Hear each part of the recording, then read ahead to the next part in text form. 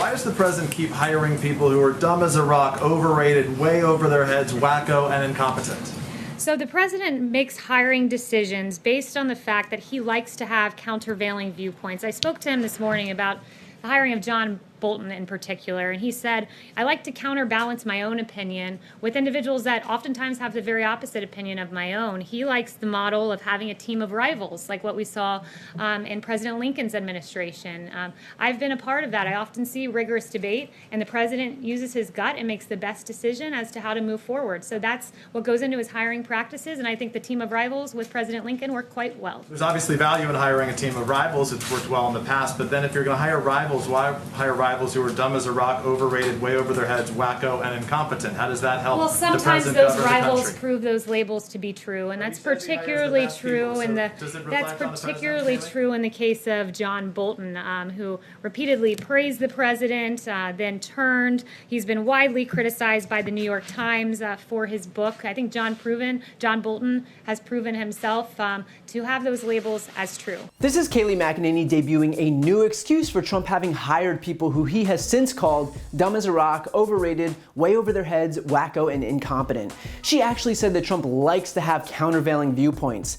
Donald Trump, the guy who asked then FBI Director James Comey for a loyalty pledge, the guy who has administered a loyalty oath to his own rally attendees back in 2016, the guy who wanted to fire Defense Secretary Mark Esper when he came out against using troops to quell nationwide protests. We're supposed to believe that that guy likes countervailing viewpoints?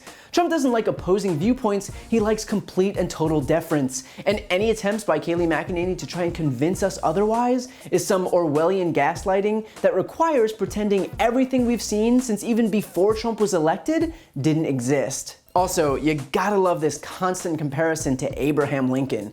Trump also invoked the 16th president only days ago when he suggested that he's up there with Lincoln with regard to doing the most for black people in this country, the guy who literally freed the slaves. I think I've done more for the black community than any other president, and let's take a pass on Abraham Lincoln because he did good, although it's always questionable. You know, in other words, the end result. Well, we are free, Mr. President. But we are did free. Pretty well. You understand what I mean? Yeah, no, so I'm going to take a pass on Abe. Donald Trump, the guy who took out a full-page ad calling for the execution of the Central Park Five after they were exonerated. The guy who attacked the late Elijah Cummings by using a racist trope and calling his district a, quote, rat and rodent-infested mess. The guy who told 4 congresswomen of color to, quote, go back to where they came from. The guy whose entire pitch to black voters was the oh-so-inspiring, what the hell do you have to lose? And that's saying nothing of his practices of housing discrimination during his real estate days. But sure, right up there with Lincoln. But let's just grant him for a second that he does want to surround himself with countervailing viewpoints. He doesn't, but let's just grant him that he does.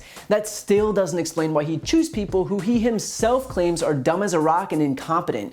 And Kayleigh's answer gave the whole ballgame away. She says that in the case of John Bolton, that he'd repeatedly praised the president only to then fall out of favor when he began criticizing Trump, meaning that Trump only hired Bolton because he was willing to heap praise onto him. And then as soon as the praise stopped and the criticism began, well, then suddenly he was a wacko.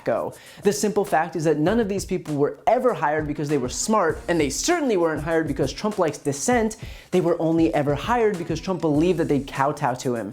That's it. That was the entire list of qualifications. Ben Carson isn't in HUD because he's adept at urban development. Jared Kushner isn't solving Middle East peace because he's some Israeli-Palestinian scholar. Ivanka doesn't represent the United Nations at the UN because of her diplomatic experience. These people are there because they will say yes to Donald Trump.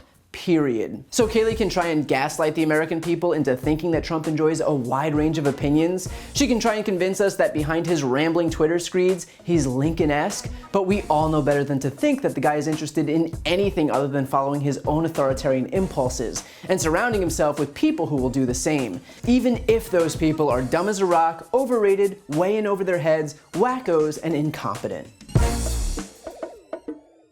If you like that video, please check out my brand new podcast, No Lie with Brian Tyler Cohen, where I'll cover the most important political stories of the week and interview major players in the world of politics. Available now on Apple Podcasts, Spotify, or wherever you get your podcasts. Check it out and subscribe now.